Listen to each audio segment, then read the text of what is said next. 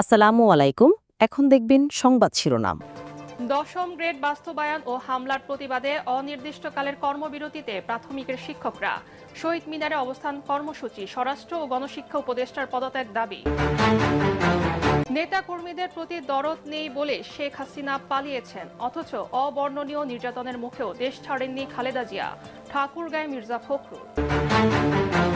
ফেব্রুয়ারির প্রথমার্ধে নির্বাচন বিলম্বিত করার কোনো ইচ্ছা সরকারের নেই, মন্তব্য আইন উপদেষ্টার। উৎসব মুখর পরিবেশে ভোট আয়োজনের আশাবাদ। নির্বাচনের আগে ছাড় হচ্ছে না আন্তর্জাতিক মুদ্রা তহবিলের ষষ্ঠ কিস্তি, জানালেন অর্থ উপদেষ্টা। বিএনপির সাথে IMF প্রতিনিধি দলের বৈঠক। দুর্ধর্ষ সন্ত্রাসী কাকন বাহিনীকে ধরতে পদ্মার চরে পুলিশের অপারেশন ফার্স্ট লাইট। দেশি বিদেশি অস্ত্র মাদকসহ 21 জন আটক। এতক্ষণ শুনছিলেন সংবাদ শিরোনাম, এখন দেখবেন বিস্তারিত। প্রাথমিক ও গণশিক্ষা উপদেষ্টা এবং স্বরাষ্ট্র উপদেষ্টার পদত্যাগ দাবি করেছেন আন্দোলনরত সরকারি প্রাথমিক বিদ্যালয়ের সহকারী শিক্ষকরা। কেন্দ্রীয় শহীদ মিনারে অবস্থান নিয়ে দুই উপদেষ্টার পদত্যাগ দাবি করেন আন্দোলনের প্রধান সমন্বয়কারী মাহবুবুর রহমান চঞ্চল। জানান, দশম গ্রেড সহ 3 দফা দাবি আদায় না করে তারা ঘরে ফিরবেন না। এর আগে শাহবাগে পুলিশি হামলার প্রতিবাদে অনির্দিষ্টকালের কর্মবিরতি শুরু করেন দেশের সব সরকারি প্রাথমিক বিদ্যালয়ের সহকারী শিক্ষকরা। এতে বন্ধ হয়ে গেছে সারা দেশের প্রায় 65,000-এর বেশি বিদ্যালয়ের পাঠদান কার্যক্রম। এর অংশ হিসেবে রাজধানীর কেন্দ্রীয় শহীদ মিনারে অবস্থান কর্মসূচি পালন করছেন তারা।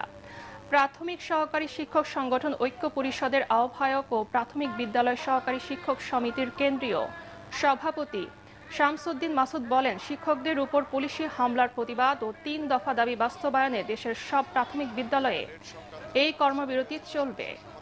5 জনকে গ্রেপ্তার করা হয়েছে তাদের নিঃশর্ত মুক্তির দাবিতে এবং 3 দফা দাবি বাস্তবায়নে আমাদের কর্মসূচি আজ থেকে সারা বাংলাদেশের সকল প্রাথমিক বিদ্যালয়ে অনির্দিষ্টকালের জন্য পূর্ণ দিবস কর্মবিরতি চলবে।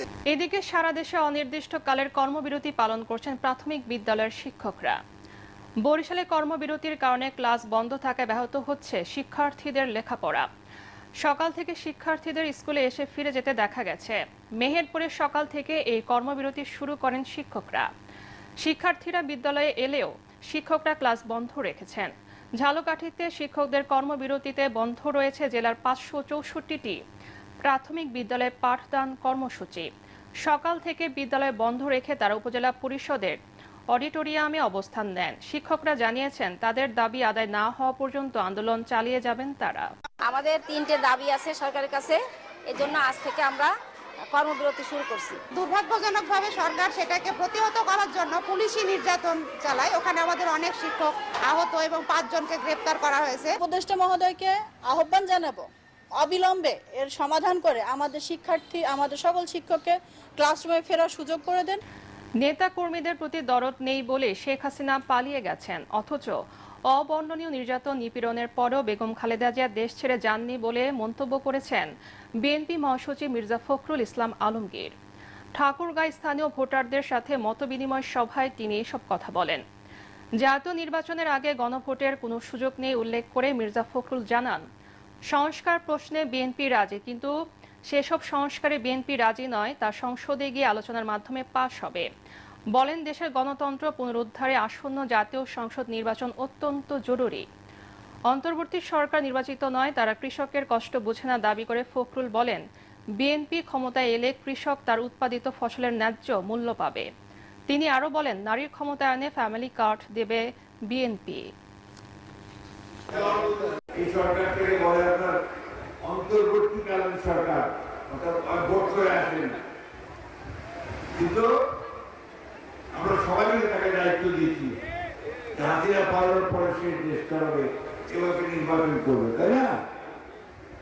দুঃখের কথা হচ্ছে এই সরকারটার পেছনে তো মানুষ নাই, মানুষের যে কষ্ট সেটা সরকার বুঝে না। কৃষকের কষ্ট কোথায়, সমস্যা কোথায়, এই সরকার বুঝে না।